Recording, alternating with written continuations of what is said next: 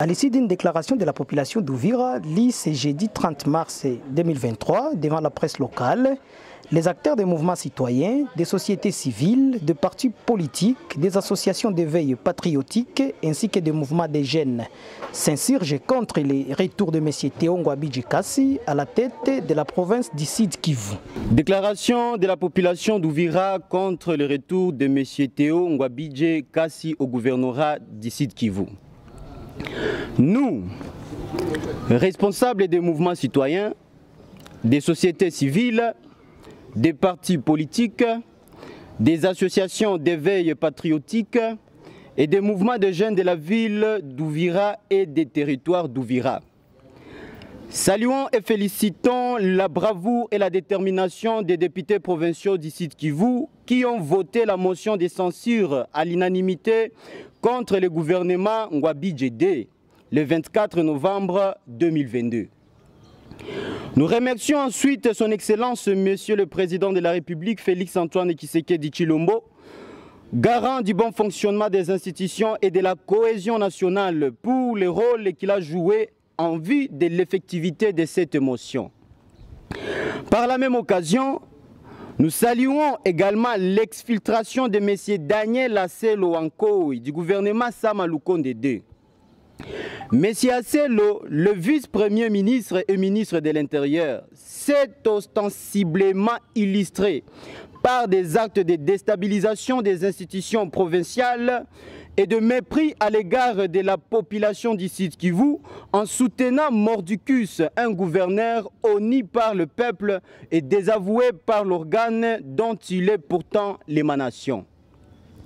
Toutefois, alors que la page noire du règne Ngwabidje s'est fermée petit à petit, l'espoir des habitants de la province du Sud Kivu s'est évaporé d'un cran le mercredi 22 mars 2023 quand la Cour constitutionnelle a prétendu réhabiliter M. Théo Ngwabidje Kassi. Cet arrêt impopulaire de la Cour constitutionnelle donne l'impression que, dans ces pays, la population n'a plus droit au chapitre quant à la marche de leurs institutions. Pourtant, point n'est plus besoin de démontrer combien l'état du système Ngwabidje avait accentué la misère de ses administrés et que son départ apportait un ouf de soulagement dans les chefs de la population. De ces faits, le retour de M. Théo Ngwabidje Kassi au gouvernorat signera également le retour de la dilapidation du dernier public, du détournement intempestif des fonds, de l'exploitation illégale des minéraux, de la privatisation des faits des biens publics, de la spoliation des terrains publics, du clientélisme, de l'insécurité et du banditisme urbain, du blocage des fonds d'entretien des infrastructures à l'instar de la route Mwami et de la route Espoir dans la ville d'Ouvira, de l'abandon du peuple en proie aux catastrophes naturelles, etc.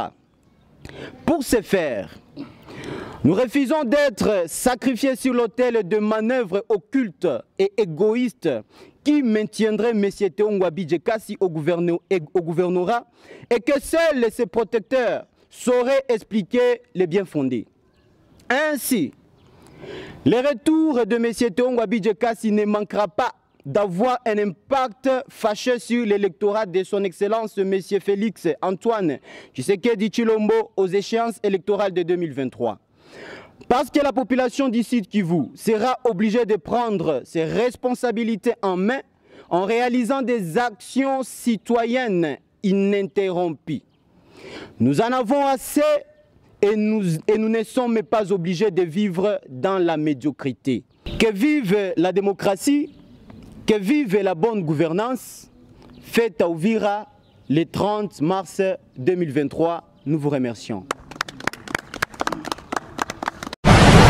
Ouvira News TV, multimédia service kwa ajili yako.